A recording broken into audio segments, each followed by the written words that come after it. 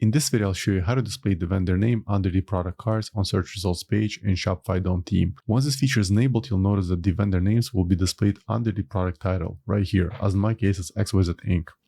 So to make this change is very simple. Log into your Shopify admin account, then click on the online store. Then look for Dawn Theme, in my case, Dawn version 15.2.0, and then select Customize. Once the editor loads, at the very top, click on Homepage, and then select Search. Then on the left, click on the Search Results template.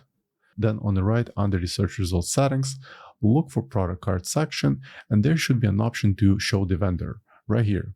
Make sure to enable this option, and then save the changes. Now allow a few minutes for the changes to update, and then go back to your website, and then try refreshing it. Then click on Search, and let's search for one of the products.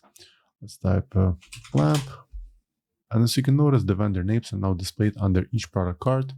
And of course, if you'd like to change the vendor name for one of the products, let's change it for this specific product, we have to go back to Shopify admin.